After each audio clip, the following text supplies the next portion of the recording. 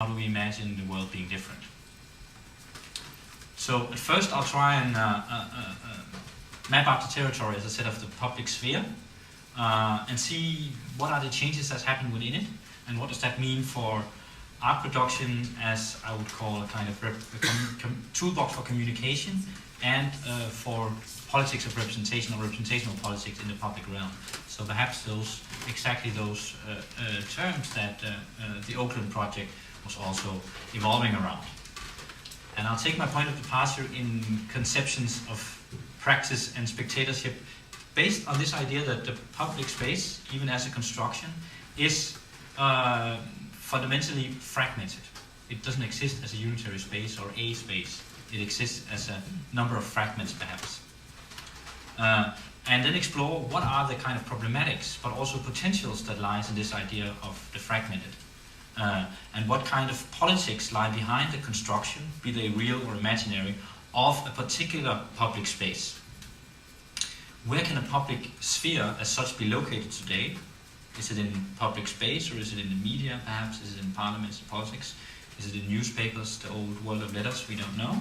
And how can critical interventions be made into it? How can artistic interventions be made into this, as for now, unlocalizable public?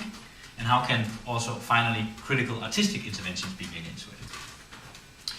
So, how do you perceive or construct a specific public and positional and or participatory model for spectatorship, as opposed to the kind of more generalized modernist notion of the public? And does this entail a reconfiguration of what was known as the bourgeois notion of the public sphere into a completely different arena, or into perhaps a number of different spaces and spheres? Or to put in other terms, which was the title of the book I edited around this topic that I brought with me to someone who's interested in looking at it, what can be put in the place of the public sphere? And there's a double in this, of course. If there is a place of the public sphere, what can you put in it? And on the other hand, if the public sphere as an historical formation is disappearing, arguably, what would we put in its place? Finally, I'll talk about the connection between the public and the imaginary. Now, as a very simple example, whenever one is involved in a certain speech act, a certain representation, one tries to imagine one's public.